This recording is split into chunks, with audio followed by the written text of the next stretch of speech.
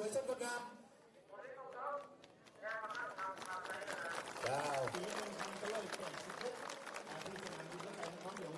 ต่ำสูงเวลานี้นักโดดร่มของกองทัพอากาศกองทัพประชาชนเราได้อย่างสวยสดงดงาม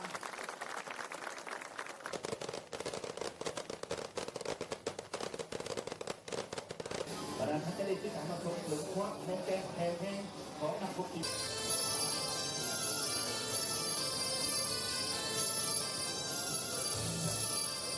ประธานกำลังติดตามความชมในขณะนี้แม้เขาวิทย์รับโบให้มีเสียงเลยรับมอดกำลังป้องกันพยายามและเคลื่อนไหวให้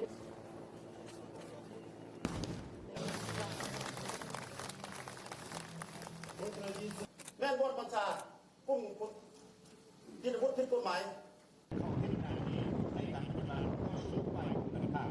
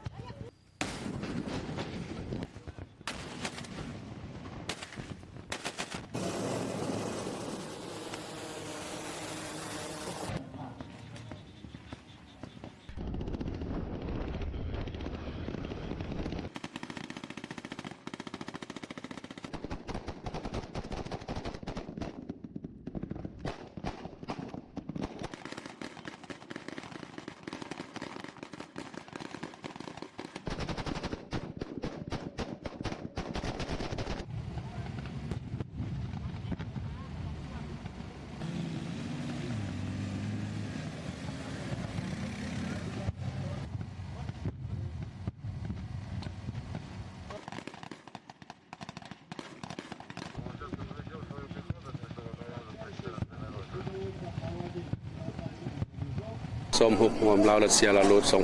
2026รู้สึกเป็นเกียรติและก็ภาคภูมิใจที่สุดที่ว่าได้เข้าร่วมจัดตั้งซ้อมรบรวมลาวรัสเซียในครั้งนี้โดยเฉพาะการเข้าร่วมกะเกี่ยมทางด้านเดินในกับฝ่ายรัสเซียและการประสานงานการบัญชาร่วมกับฝ่ายรัสเซียถือว่าเป็นปัญหาที่ว่ามีความสำคัญที่สุด